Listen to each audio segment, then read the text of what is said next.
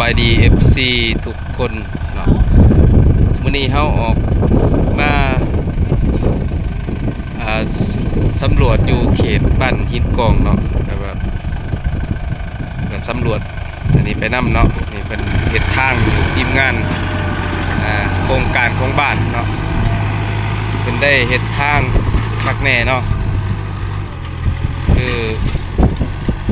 ทีมงานเฮียเปาเจริญทรัพย์เดี๋ยวเพิ่นได้มาเฮ็ดทางเดี๋ยวเพิ่นได้มาเฮ็ดเวียกอยู่เขตนี้เนาะนี่มาเฮ็ดทางนะผมแม่พี่น้องบ้านหินกองเนาะส่วนบ้านหินกองเพิ่นจะโลคักแน่เนาะพวกทีมงานรถโลก็มาแล้วเนาะ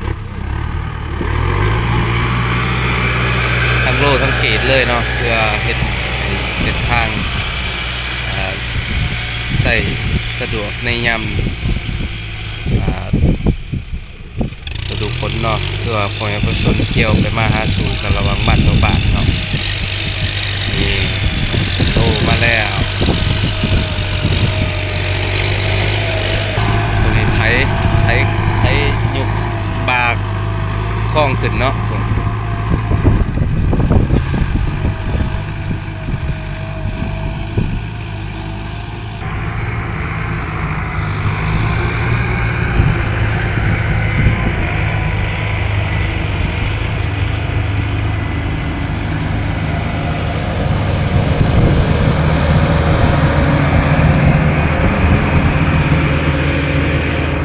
ระวังเตะน้ำมักจับค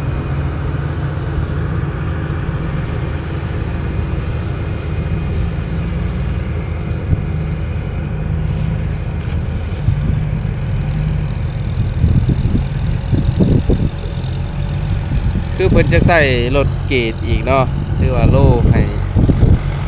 มีความแน่นหนาเลยเนาะคือว่าทางอยู่เขตนอกเข้ากับซีเมนทางดินแดงนี่แหละ FC ทุกคนเนาะ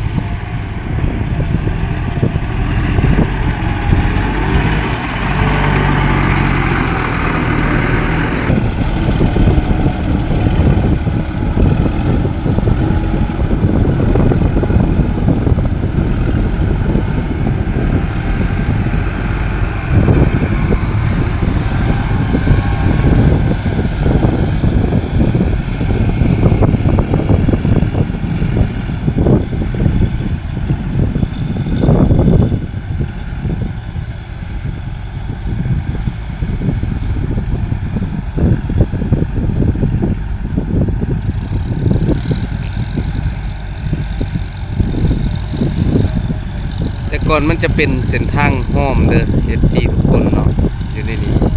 แต่เพิ่นคือเขามาจะเลี้ยวบ่ได้เนาะหลีกกันบ่ได้เนาะแต่ว่าเพิ่นมาเฮ็ดเพิ่มเติมอีกมันคือว่าขยายเส้นทางออกไปเติมอีกเนาะให้รถหลีกกันได้เนาะคือว่าหลีกได้สบายบัดนี้เนาะขนาดก็ซีเมนต์8 เมตรเนาะบัดนี้แต่ว่าอยู่เขตนอกก็สิซำนี้ก็โอเคแล้วเนาะพ่วง8 เมตรบาทางนี่ก็ถือว่าหลีกกันได้เนาะ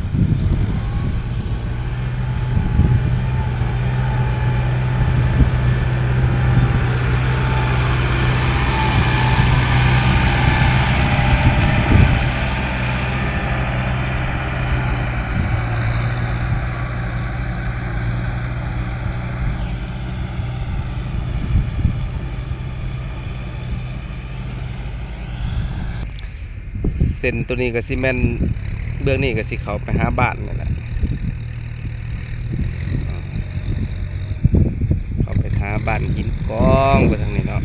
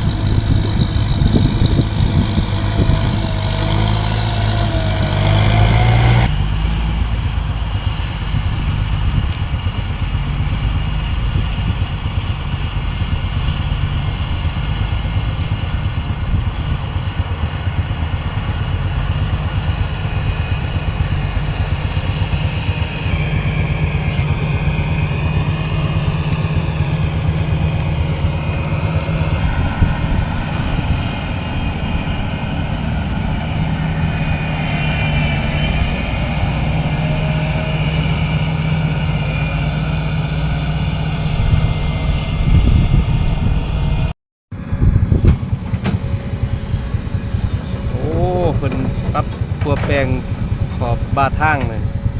สิแล้วแล้วนี่เที่ยวได้สบายบาด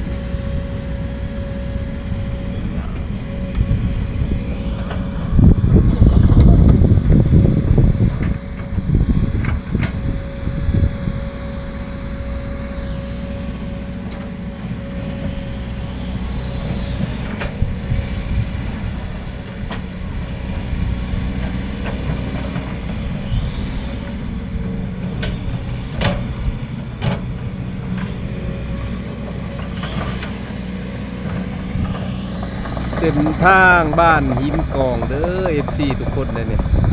กำลังนะครับการซ่อมแปลงเด้อนี่หน่วยงานในคณะบ้านเพิ่น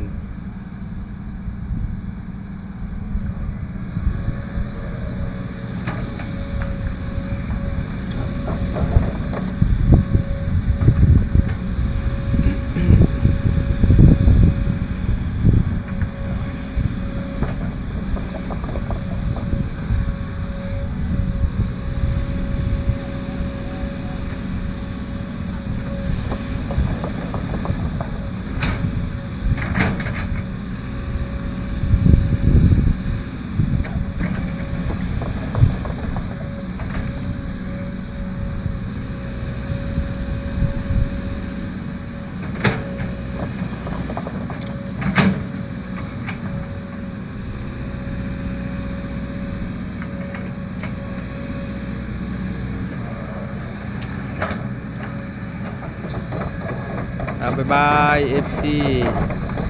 ครับกดไลค์กดแชร์เด้อครับส้มคลิปต่อไป